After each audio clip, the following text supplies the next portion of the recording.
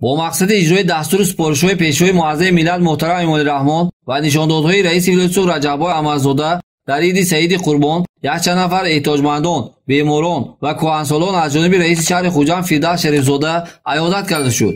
رئیس شهر هنگام دیداربینی با عیادت شدگان گفت که با شکرگزاری از امن و آسایشگی ما همگان با اعمال نیک، دستگیری یکدیگر، همدیگر فهمی، عیادت بیماران و احترام یکدیگر از حال احتیاجمندان و اشخاص خدمت نموده در عرفه عید و ایام و روزهای تاریخی با خبر بگردیم. این پیش از همه از سنت‌های اصیل ملی و دینی مردمی سازنده و تحملگرایی تاجیک و شمار می‌رود. فردوس شریفزاده تاکید نمود که روزهای تعجیل عید قربان این آیین دستگیری همدیگر فهمی، صبر و تحمل و خیر و احسان، یتیمان و معیوبان، دستگیری اولیای کمبیزاد و آبادانی وطن میباشد. عیادت شدگان نظربابا پولاتوف، امینه پولاتوف و ساکنان محله قرار احمد قربانو، نجمیدین منصوروی 98 ساله ساکن محله خوجند و دیگران و پیشوای معظم ملت محترم امام‌الرحمن عرض منتداری نموده برای پیشرفت و شکوفایی، امن و آسایش، تحکیم رضایت و آرامی و وحدت و همدیگرفهمی در میان اهل جامعه دعای نیک نمودند.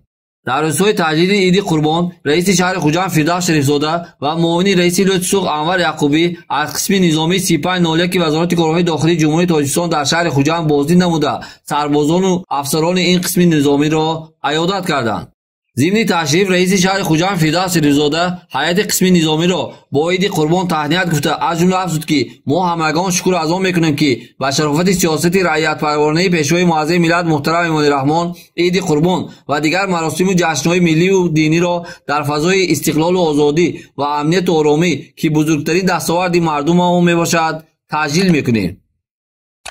باید قید نمود که بخشیده به عید قربان در تمام قسم‌های نظامی و مؤسسات اجتماعی شهر خوجند دسترخوان عیدانه گسترده شد.